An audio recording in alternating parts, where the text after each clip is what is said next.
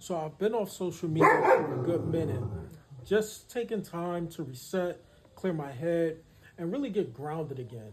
And during that time, one of the main things I've been doing is actually reading the Bible for myself. Not just hearing it or watching it from the pulpit, but really trying to understand it in a practical way that I can use. And I kept coming back to the book of Proverbs. Now, before getting into chapter one, I think it's important to understand who this is coming from, who wrote this.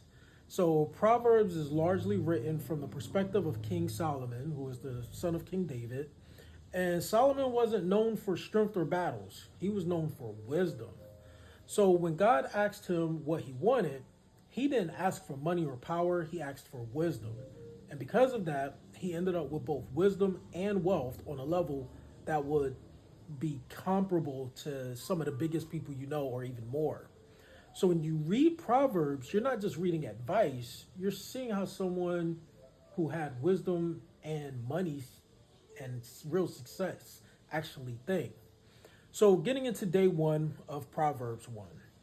So early in the chapter, around verses 2 through 4, it lays out the purpose, gaining wisdom, discipline, and learning how to make better decisions in real life. But the verse that really sets the tone is verse 7, where it says, "The fear of the Lord is the beginning of knowledge." And the way I understand that is simple. Wisdom starts when you stop acting like you know everything. From there, the chapter starts warning you about influence. And around verse 10, it talks about people trying to pull you into something that may sound good in the moment, something that promises quick gain, but never talks about consequences. And that's real because most bad decisions don't look bad at the beginning because they sound good. They feel right in the moment. And a lot of times people want you to agree quickly without thinking it through.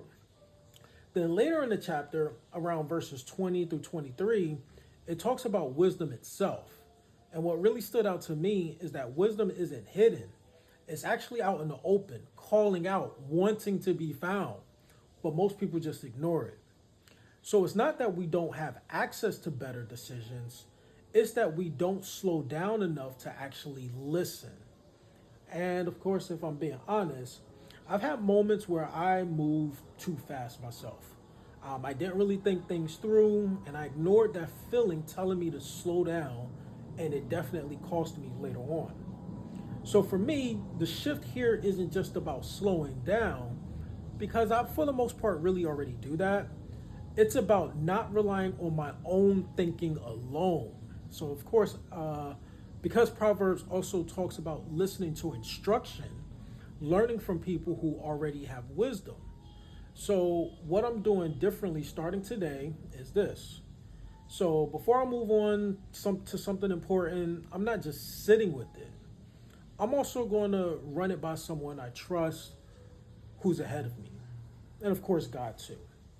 Now, whether that's a mentor, my therapist, someone with more experience, or someone who sees things from a different perspective, that's what I'm going to be doing. Because a lot of mistakes don't come from a lack of effort, they typically come from a lack of perspective. And I've had moments where I could have avoided certain outcomes if I had just asked a question or listened in the first place. So that's the shift for me. Not just slowing down, but actually seeking wisdom outside of myself before I move forward. So with that, that's Proverbs chapter 1, day 1, and I'll see you guys tomorrow so we can get on to chapter 2. I'm out.